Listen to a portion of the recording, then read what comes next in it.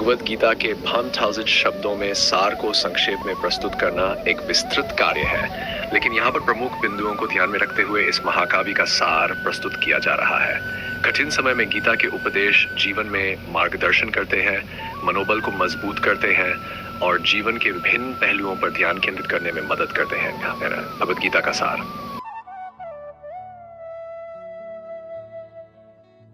कर्म का सिद्धांत। श्री कृष्ण ने अर्जुन को कर्म करने का महत्व समझाया। हमें अपने कर्तव्यों का पालन करना चाहिए, लेकिन फल की चिंता नहीं करनी चाहिए। कर्म करना हमारा अधिकार है, लेकिन उसके परिणाम पर नहीं। कर्मयोग के अनुसार हमें निस्वार्थ भाव से कर्म करना चाहिए और उसके परिणामों की आसक्ति से मुक्त रहना चाहिए। कर्मण्येवाधिकारस्ते मा फलेषु कदाचन। तुम्हारा अधिकार केवल कर्म करने में है, फल की चिंता मत करो। आत्मा का अमरत्व। आत्मा अजर अमर है। श्री कृष्ण ने अर्जुन को आत्मा के अमरत्व का ध्यान दिया। आत्मा न जन्म लेती है और न मरती है। ये नित्य, अविनाशी और शाश्वत है। शरीर नष्ट हो सकता है, लेकिन आत्मा को कोई नष्ट नहीं कर सकता। न जायते म्रियते व कदाचित् नायं भूत्वा भविता व न भूय। आत्मा कभी जन्म नहीं लेती और न कभी मरती है। समत्वभाव। सुख दुख में समानता। जीवन में सुख दुख, हानि लाभ, जीत हार सब आते रहते हैं। श्री कृष्ण सिखाते हैं कि हमें इन परिस्थितियों में समता का भाव रखना चाहिए। जीवन में स्थिरता लाने के लिए इन दोनों को समान दृष्टि से देखना चाहिए। समदुख सुखं धीरं सो अमृतत्वाय कल्पते। जो व्यक्ति सुख दुख में समान रहता है, वही अमृत को प्राप्त करने के योग्य होता है। भक्ति योग।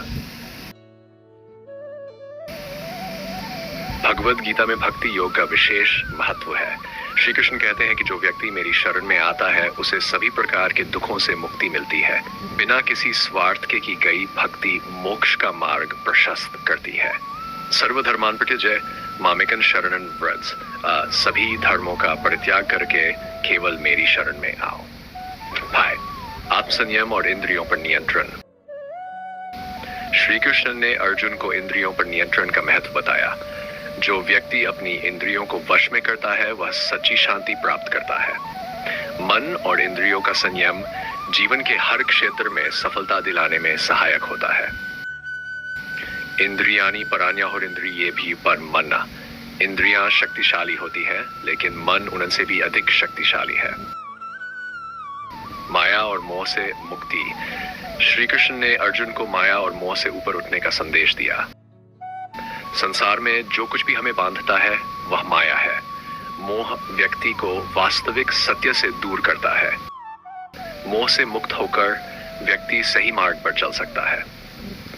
स्वधर्म का पालन। अर्जुन ने युद्ध से पीछे हटने का निर्णय लिया, लेकिन श्री कृष्ण ने उन्हें अपने स्वधर्म कर्तव्य का पालन करने के लिए प्रेरित किया। उन्होंने कहा कि अपने धर्म का पालन करना ही मनुष्य का सबसे बड़ा कर्तव्य है, चाहे परिस्थितियां कितनी भी कठिन क्यों न हो। स्वधर्मे निधनं श्रेय परधर्मो भयावह।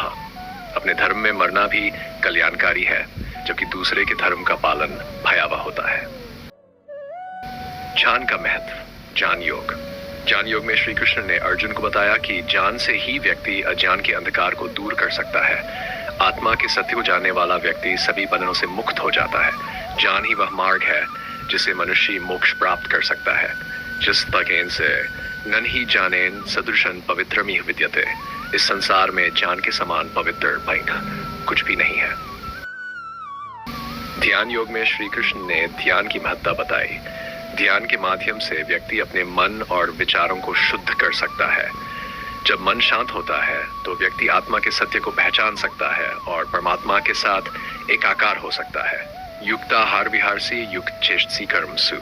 संयमित आहार विहार और कर्म करने वाला व्यक्ति ध्यान योग में सफल होता है।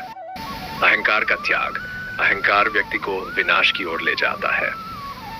श्री कृष्ण ने अर्जुन को समझाया कि व्यक्ति को अपने अहंकार का त्याग करना चाहिए और ईश्वर की शरण में जाकर समर्पण भाव से जीवन व्यतीत करना चाहिए। अहंकार से मुक्त व्यक्ति ही सच्ची शांति और सुख का अनुभव कर सकता है। विश्वरूप दर्शन। श्री कृष्ण ने अर्जुन को अपना विराट रूप दिखाया, जिसमें उन्होंने ये बताया कि वे ही सृष्टि के कर्ता धर्ता है और हर जीव में उनकी उपस्थिति है। ये विराट रूप अर्जुन के संशयों को दूर करता है और उसे यह जान होता है कि श्री कृष्ण ही परम शक्ति है। समय का महत्व श्री कृष्ण ने अर्जुन को यह भी बताया कि समय सबसे शक्तिशाली तत्व है। समय ही हर चीज को उत्पन्न करता है और समय ही उसे नष्ट करता है। इसलिए व्यक्ति को अपने समय का सदुपयोग करना चाहिए और अपने कर्मों को पूरे समर्पण और निष्ठा से करना चाहिए। और धैर्य। श्री कृष्ण ने अर्जुन को सिखाया कि जीवन में किसी भी परिस्थिति में भयभीत नहीं होना चाहिए।